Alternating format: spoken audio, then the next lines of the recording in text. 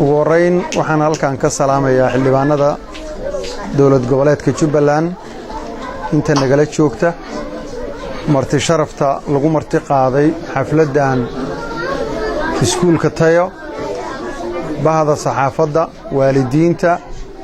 iyo dhammaan ardaydaba salaamu calaykum wa rahmatullaahi wa barakaatuh salaanka bacdi waxaanu maanta halkan u nimid inaanu soo booqanno ama aan aragno xaaladda dhabta ah ee ka jirta iskuulka Tayo waxaan shaki ku jirinin inay indhaha iyagu ay qabteen wax badan oo ka dhex jira iskoolka oo aysan jeclaysanayn quluubtayadu laakiin ay jeclaysanayso wajiyada quruxda badan ee ardayda ah ee dhallaanka ah ee soo koraya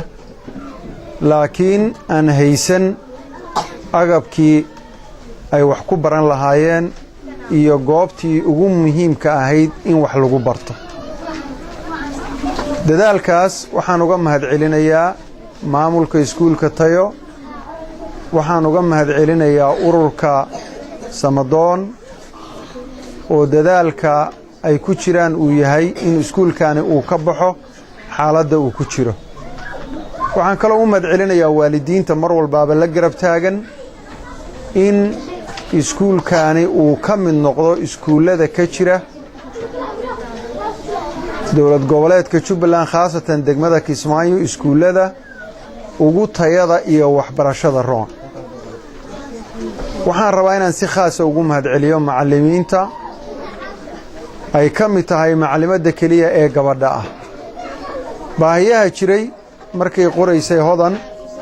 kuma aysan darinin in macallin kale oo gabadha loo baahan yahay laakiin baahiyaha jiray ka mid tahay gabdhaha kale oo macallimiinta ah inay ka soo qayb galaan oo ay ka mid noqdaan macallimiinta meeshan wax ku baranaysa runtii baaqi la diri lahaa waa la diray loo diri lahaa dadka muxsiniinta ah dadka ganacsatada ah dadka aqoon-yahanka ah dadka ilaahay wax siiyey iyo madaxda maamulka dawlad goboleedka Jubbaland message baa loo diray maantana aan ugu talagalnay inaanu indhahooda ku tusino waxa dhabta ah ee ka jira halkan waxaan aad u jeclaan lahaa sidaanu u soo booqannay si lamida inay u yimaadaan ay u arkaan duruufta halkan ka jirta ardayda maanta jiingadan kulul ku jirta aan haysan qalabkay wax ku baran lahaayeen aan haysan musqulahay isticmaali lahaayeen aan haysan biyihii ay cabbi lahaayeen ee noloshooda inta ay galaasyada joogaan ay isticmaali lahaayeen runtii ma u malaynaya duruuf ka adag in qof bini aadama uu ku jiro laakiin waxaa kalifay ilaahay subxaanahu wa tacaala awoodihiisa baa sidaas u yaalla in bini aadamku aysan isku meel ama isku xaalo ama isku duruuf aysan ku jirin waxaan oran karaa waa duruuftii ugu adkayd ardadan yaryarka ah oo dhallinyarada waxa maanta haysta waxaan rajaynaynaa insha allahu tacaala inay duruuftan ka bixi doonaan marxaladan marxalad ka wanaagsanna ay geli doonaan haddii ilaahay idmo baahiyaha maclimaddu ay soo jeedinaysay baahiyaha ugu muhiimsanaa ee ka muuqanaya waxaa ka mid ahaa uniformkii ardadu ay ku dhigan lahaayeen sababtu waxa weeye marka ardayna uu dharkii qabo ardayna uu dharkii uusan qabinin waad garan kartaan mooralka labada arday u dhaxaysa sida uu yahay maxaa yeelay ardayga aan awoodi karinin inuu dharba soo qaatoba waxbarashadii meesha ay ka joogto qof walbaaba waa dareemi karaa waana garan karaa waxaa ka mida baahiyaha dhabta ah oo ay ka hadashay qalabkii wax lagu baranayay oo ay ka mid yihiin sabuuradihii oo ay ka mid tahay jeesadii oo ay ka mid tahay wax allaale iyo wixii agab waxbarasho ahaa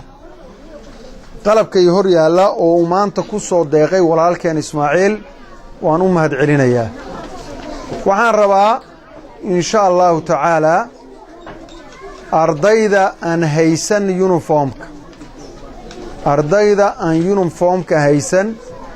oo sida maamulku uu ii sheegayay ilaa iyo 40 iyo wax ka badan gaaraya insha allahu tacaala ardadaas uniformkii ana u soo jaraya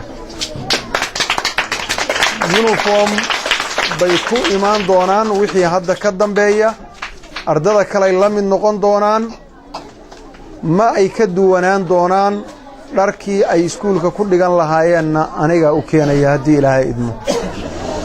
waxaa soo haray dhammaan qalabka waxbarashada ee iskuulka aasaasiga u ah hadduu sabuurad yahay iyo hadday jeeso tahay iyo hadday qalin tahay intabana insha allahu tacaala anaa keenaya haddii ilaahay idmo qol walbaaba ama goob kasta oo ardaygu wax ku baranayo waxaan rajaynayaa inay ooli doonto sabuuraddii iyo jeesadii ardayga wax lagu bari lahaa qalabka kaleeto wixii aannu u aragno inaan haysan buugaagta ama wixii hadda la keenay ay ku filnaan waayeenna waa u soo dhammaystiraynaa waxaa intaa dheer insha allahu tacaalaa inaannu si joogto ah aan ugaga warqabi doonno iskuulka arrinta hadda waalidiintu qayb ka mid ay ka sharqaminayeen waxaa ka mid ahayd biyihii ay ilmuhu ay cabbi lahaayeen haddii ay xaaladdaasu jirto waxaannu u soo dhigi doonnaa haantii biyaha insha allahu tacaalaa ay ilmuhu biyuhu ka cabbi lahaayeen biyo nadiif ahna loogu shubo si inta ay iskuulka joogaan ay biyahaas iyagaa u isticmaalaan insha allahu tacaalaa iyadana anaa u keeni doonaa haddii ilaahay idmo waxaan ilaahay ka rajaynayaa sidaan si ka qurux badan socodkayaga dambe inaynu isugu soo laabanno isugu imaanno cid walba oo mesajka halkan maanta aanu ka dirayno uu gaarayna waxaan rajaynayaa inay maanta ilmahan marka magacooda ay maqlaan qof walba oo waalid ah oo wax dhalay nimcada uu ku jiro cunuga uu dhalay inuu soo xasuusto inuu ilaahay dartiisa uu ku bixiyo nimcada ilaahay uu siiyey inuu la mid yahay ardaygan ilaahay wax uugaga jeclaystay ama uu uga doortay ma jirto laakiin waa awoodaha iyo qaybta ilaahay bay ka mid tahay arrintaa iyada qof walba marka waxaa la rabaa dareenkaa inuu qaado qof walba oo waalida oo wax dhalay waxaa laga rabaa xanuunka uu cunugiisa u dareemayo xanuun la mida inuu u dareemo cunuga agoonka ama agoonka la midka ah oo aan waxba dhaamin maxaa yeelay aabbuhu waa nool yahay keliya agoonnimadu inuu dhintay maaha agoonnimadu faqrigu agoonnimaday ka daranta sababtoo qofku markuu faqiir yahay oo uusan waxba haysan haddee agoonnimada la sheegayaa waxa weeye waa inaan waalidkii uusan waxba awoodin aabbihii inuusan waxba awoodin wey waa inuusan cunugiisii wixii uu rabay ama noloshii uu rabay uusan kafaalo qaadi karinin marka hadduu dhintay iyo hadduu faqiir yahay labadiiba isku macnay imaanayaa insha allahu tacaala ilaahay idankiisa waxaan ka rajaynayaa sidaan si ka qurux badan waxaan dadaal ku bixin doonnaa sidii loo heli lahaa goob ilmuhu wax ku bartaan ama meeshaan dhaanta ilaahay idankiisa annagoo la kaashanayna dowlad goboleedka jubbaland iyo cid kasta oo muxsin ahoo wax la baxaysa iyo ganacsatada iyo inta ka danqanaysa carruurtan yararka oo saqiirada insha allahu tacaalaa waxaan ilaahay ka rajaynayaa ilaahayna ka baryayaa macallimiinta iskoolkan dhigta ilaahay miisaankooda xasanaadka inuu ugu daro ilaahayna ugu dembi dhaafo wax khayr qabana uu ilaahay uu ugugu beddelo aqoonta ay bixinayaan golaha wasiirada golaha baarlamanka dhammaan runtii salaadiinta iyo odayaasha iyo aqoon-yahaniinta haweenka sidoo kale bahda saxaafadda iyo inta kaloo hadda aan laga yaaba inaan xusno goobta joogto dhammaantood waan salaamay assalaamu calaykum waraxmatullahi wabarakaatu sida hore looga sheegay ilaaha maas kale qofka bini'aadamka uu qaban kara ma lahan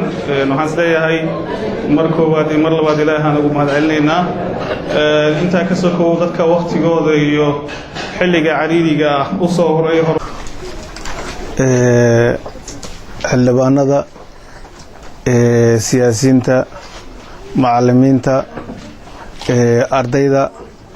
iyo hooyooyinka shakhsi kasta oo ka mida oo meeshan goobtan fadhiyo waxaan ku salaamayaa salaanta islaamka assalaamu calaykum waraxmatullaahi wabarakaatu waxaa farxad noo ah inaan ka soo qayb galno iskuulka Taya oo ka furan xaafadda la yiraahdo xaafadda liya Marino farxad weyn bay noo tahay ka soo qaybgalka aan maanta ka soo qaybgalnay iskuulka Tayo waxaan si gaar ah hambalyo ugu jeedinayaa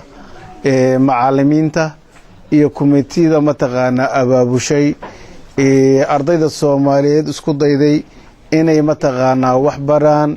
ku jeheyaan wadada wanaagsan waxay tahay waa mid jahliga looga baxo qofka hadduu mataqaanaa waxbarashada u jahaysto waa shakhsi ka fekeray jiritaanka ummadda Soomaaliyeed dhammaan hal arday ninkii maanta caawiyo ama macallin u noqdo ama inuu macallin noqdo kalifo kooskareeyo waxaan u aragnaa inuu yahay shakhsi anfacay ummadda Soomaaliyeed ama ummadda Islaamka ha u arkina macallimiinta iskuulkiina maadaama uu yar yahay inuu mataqaanaa aadan wax weyn haynin waxdaysan wax weyn waxdaysan wax lagu dayan karo ummadda Soomaaliyeed nin kasta oo wanaag jecel uu ku dayan karo waxaad mudantihiin ku dayasho waxaad mataqaanaa u qaadataan wax badan oo horumar ah oo wanaaga inaad qabateen annagana inka dayan doono kuwana la jooga ama naga maqana ay mataqaanaa ay u guubamin doonaan ama ay ku guubamin doonaan inay inku daydaan waxaan ballan qaadaynaa insha Allahu kariim anigoo ku hadlayo magaca saaxiibaday iyo magaca xildhibaanada dhammaan ee Jubbaland iyo afka Jubbaland inaan mataqaanaa message-kan aan maanta la kulannay inaan weyneyno inaan mataqaanaa laftayada baarlamaanhan aan u sameeyno iskuulkan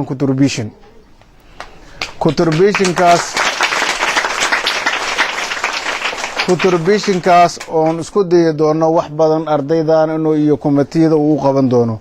waxaan wacyigelin doonaa guddiga baarlamaanka arrimaha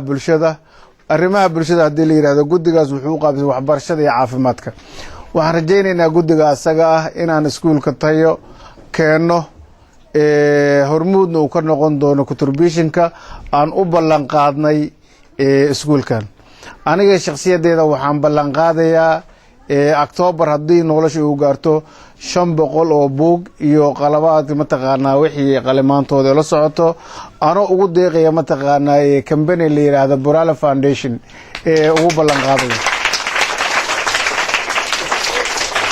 waa October insha Allah waa keeni doona ballantaas waa fulin doona saaxiibaday kala kuwa maqan iyo kuwa nafiirsanayna waxaan rabnaa in ay ku daydaan dhiirigelinta ayada ah xalfadeedana way noo furan tahay waxaan ku soo dhaweynayaa ragga kale oo saaxiibaday ah oo ila leh codka wasalaam waana furaya wasalaamu alaykum